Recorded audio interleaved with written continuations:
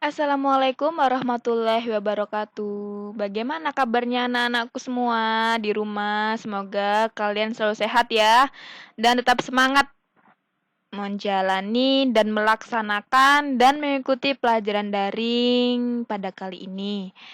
Nah, untuk kali ini Ibu akan menjelaskan mengenai industri perhotelan ya. Jadi sebelumnya pasti kamu udah mengerti Ibu ya. Jadi Ibu Cantika selaku pengampu di mata pelajaran industri perhotelan di kelas 11. Nah, untuk industri perhotelan sendiri di semester ini Ibu akan bahas 5 bab ya. Yang bab pertama tentang industri perhotelan nih ya. Kemudian yang kedua tentang sejarah perhotelan. Yang ketiga mengenai karakteristik industri perhotelan. Yang keempat mengenai klasifikasi hotel. Dan yang kelima, atau bab 5, status berdasarkan kepemilikan. Itu ya. Jadi status hotel berdasarkan kepemilikan. Itu 5 bab yang insya Allah akan kita bahas di semester ini. Nah, untuk kali ini Bu akan menjelaskan bab pertama dulu ya. Untuk yang bab kedua dan selanjutnya itu akan dilanjutkan sesuai dengan jadwalnya, sesuai dengan topiknya. Nanti bisa dilihat di mapel industri perhotelan di e-learning ya. Oke, kita lanjut untuk pembahasan bab pertama. Untuk kali ini dan seterusnya Ibu akan menjelaskan singkat mengenai industri perhotelan. Jadi kalau nanti apabila ada yang kurang jelas bisa dilihat PDF-nya langsung udah Ibu lampirkan, atau mungkin kalau masih kurang jelas bisa langsung menghubungi Ibu. Lanjut bab 1, industri perhotelan. Industri perhotelan. Yang pertama, perkembangan industri perhotelan di Indonesia sejatinya telah dimulai sejak zaman penjajahan Belanda. Jadi, perhotelan atau industri perhotelan itu sudah ada sejak lama sebenarnya. Jadi, kalau dulu waktu zaman penjajahan itu dimanfaatkan sebagai tempat persinggahan para pedagang-pedagang ya.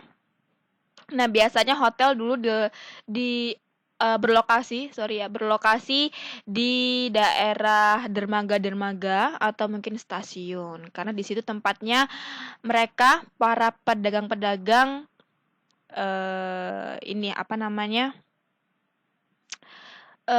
transit gitu ya. Oke, kita lanjut untuk pembahasan yang selanjutnya. Oke, sebelum ke selanjutnya, Ibu akan menjelaskan sedikit mengenai kompetensi dasar. Jadi untuk industri perhotelan ini, bab pertama ini kita akan menjelaskan kita akan mempelajari dua poin. Yang pertama mendeskripsikan tentang industri perhotelan, dan yang kedua menemukan informasi tentang industri perhotelan. Nah, untuk indikatornya yang pertama ada pengertian hotel, yang kedua ada ruang lingkup industri perhotelan, yang ketiga ada fasilitas industri perhotelan, dan yang keempat adalah departemen-departemen yang ada dalam hotel.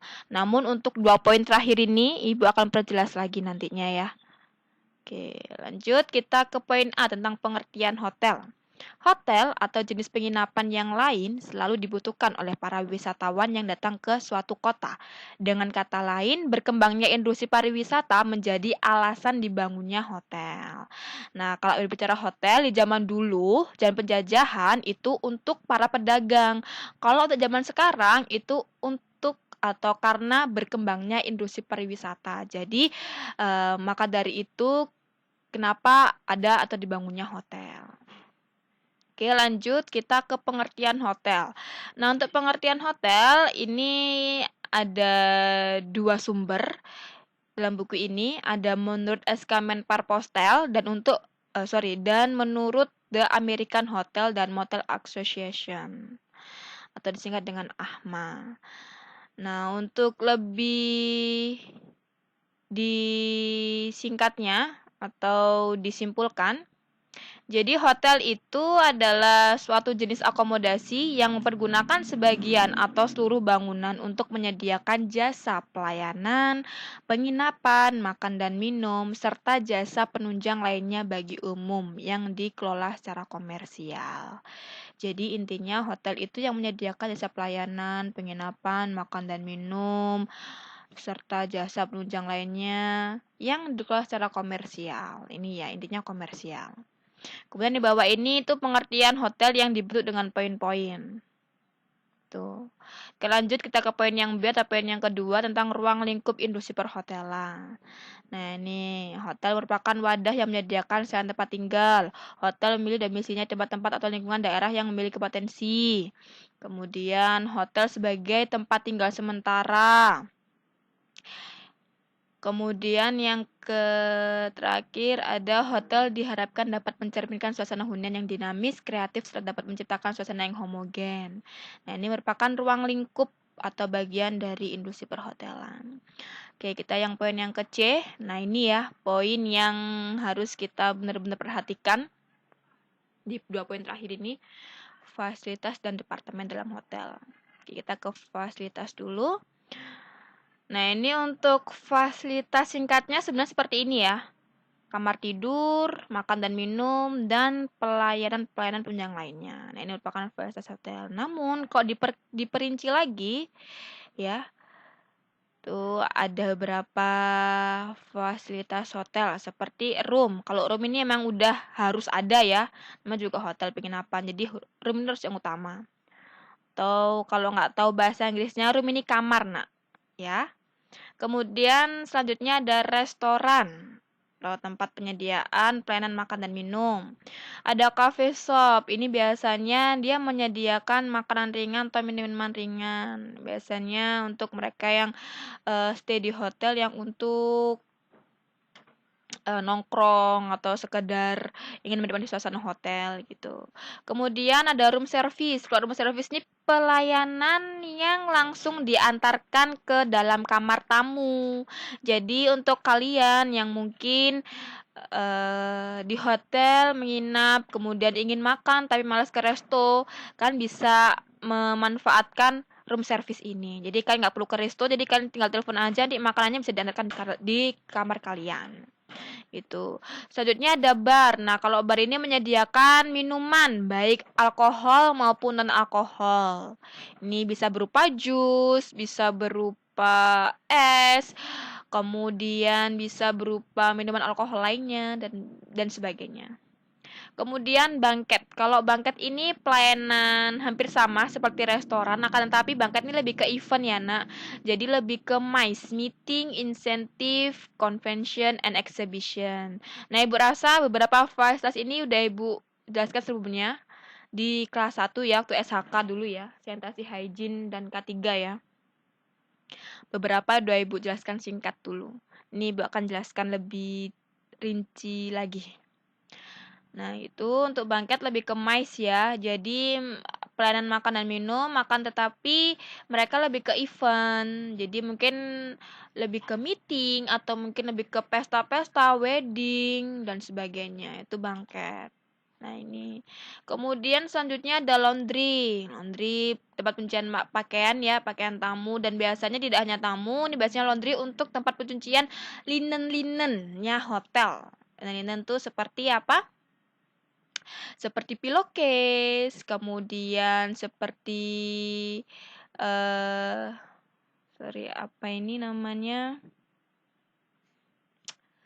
Towel dan sebagainya. Itu.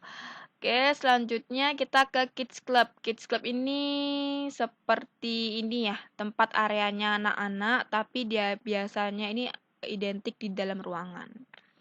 Itu kemudian drugstore atau biasanya disebut dengan toko obat. Nah, ini beberapa hotel biasanya menyediakan untuk drugstore. Kemudian arcade. Kalau arcade ini nak seperti ini ya. Space di dalam hotel ya mungkin sepetak-petak gitulah. Jadi space kosong yang dimanfaatkan hotel untuk disewakan.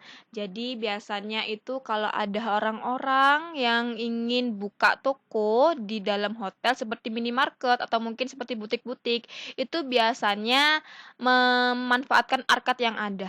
Jadi ini space atau area kosong di hotel yang biasa disewakan untuk orang luar. Tuh. Kemudian florist. Nah, kalau florist seperti ini ya. Jadi mereka-mereka karyawan hotel yang memang merawat bunga-bunga atau hiasan bunga yang dalam hotel. Nih, kemudian swimming pool, udah tahu ya, kolam renang ya, swimming pool ya. Kemudian fitness center atau gym, tempat olahraga. Meeting room, or convention. Nah, ini berkesinambungan dengan banquet ya. Jadi meeting room ini ruangan, convention juga ruangan. Kalau meeting room tergantung ya, ada yang kecil, ada yang besar. Kalau convention biasanya lebih besar daripada meeting room. Biasanya ya, tergantung kapasitas juga. Kemudian parking area. Nah, ini parking area nih parkir ya, tempat parkirnya entah itu mobil atau motor di area hotel. Kemudian playground. Nah, ini tempat bermain juga. Biasanya dia itu berada di outdoor. Di area outdoor biasanya. Kemudian business center. Nah, kalau business center ini biasanya fasilitas untuk mereka yang mengadakan kegiatan bisnis di hotel. Akan tetapi kalau bisnis center di hotel ini biasanya tempat penyediaan untuk ini biasanya. Nah, fasilitas kayak fotokopi, kemudian apa gitu yang penunjang untuk mereka para pebisnis melakukan kegiatan di hotel gitu. Penunjang aja, fasilitas penunjang. Kemudian spa, wifi dan transportation. Kalau transportation dia lebih identik dengan pelayanan transportasi di hotel. Jadi apabila kalian ingin menggunakan fasilitas transportasi ya, mungkin ingin pick up service ke bandara, ke hotel atau kemana itu bisa biasanya tergantung dari hotelnya juga. Nah, itu merupakan bagian-bagian dari fasilitas industri perhotelan. Kita lanjut ke poin yang terakhir ya, tentang departemen-departemen dalam hotel. Nah, ini ada beberapa poin. Yang pertama ada front office, yang kedua ada housekeeping, ketiga ada food and beverage, yang keempat ada accounting, yang kelima ada marketing, yang keenam ada human resource, dan yang terakhir ada security department. Nah, kita kembali ke front office. Kalau front office, dalamnya ada lagi sectionnya. Ada concierge section, ada reception section, ada reservation section, ada telepon operator, ada information section. Nah, ini untuk lebih detailnya kalian bisa baca langsung ya ke PDF-nya ini. Kemudian untuk housekeeping department itu ada beberapa section juga. Ada public area, ada room section, ada linen and laundry, ada store section, dan yang terakhir ada maintenance section. Nih. Oke, selanjutnya ke food and beverage department. Kalau food and beverage department ini ada dua bagian. Ada food production dan food service. Jadi ini biasanya kalau food and beverage product itu lebih ke kitchen. Kalau food and beverage service dia biasanya lebih ke pelayanan resto gitu. Oke, untuk yang selanjutnya, accounting departemen. Nah, ini bagian yang bertanggung jawab dalam pencatatan penerimaan dan pengeluaran kas hotel. Nah, ini meliputi apa? General kasir, income audit, kredit, account receivable, dan account payable. Nih, kalau general kasir ini biasanya lebih menyeluruh ke seluruhan pemasukan di hotel. Nih, kemudian kasir biasanya ada di areanya resto. Kemudian ada income audit, ada kredit, ada account receivable, ada account payable. Tuh. Jadi kalau yang belum tahu bisa dicek juga di Google apa itu income audit, apa itu kredit, apa itu account receivable, dan apa itu account payable. Oke, selanjutnya kita ke marketing departemen. Nah, ini bagian yang bertanggung jawab dalam memasarkan kamar hotel dan produk-produk lainnya yang dijual oleh hotel. Nah, biasanya di marketing departemen ini dalamnya ini ada apa? Sales sebagai pembantu marketing. Tuh ya. Kemudian yang keenam ada human resource. Nah, ini ya yang biasanya bertanggung jawab penyeleksian, penerimaan, dan pemberhentian karyawan, serta memberikan hak dan kewajiban karyawan selama bekerja. Ini ya yang menanggung jawab karyawan dalam hotel. Dan yang terakhir ada security department, bagian keamanan hotel yang memiliki tugas tanggung jawab terhadap keamanan dan keselamatan hotel, termasuk dalamnya tamu dan lingkungan sekitar hotel. Nah, itu ya anak-anakku mengenai bab 1 tentang industri perhotelan. Ibu jelasnya singkat ya. Nanti selebihnya kalian bisa cek untuk PDF-nya. Apabila masih belum singkat lagi, kalian bisa langsung menghubungin Ibu. Dan di bab 1 ini udah Ibu sediakan tugasnya, jadi harap kalian kerjakan ya di bab 1. Nah, itu gak usah kan bingung untuk tugasnya, bisa langsung kan kerjakan di e-learning, langsung ngetik di e-learning, langsung kalian kirim. Jadi tidak perlu kalian foto, tidak perlu kalian ke Word, nggak perlu. Jadi langsung kan ketik di e-learning langsung. Begitu ya anak-anakku. Jadi untuk hari ini, untuk kali ini cukup bab 1 dulu, besok kita akan lanjut ke bab 2. Semangat selalu, jangan lupa dikerjakan tugasnya. Tetap stay di rumah ya. Dan ingat kerjakan tugasnya. Terima kasih. Wassalamualaikum warahmatullahi wabarakatuh.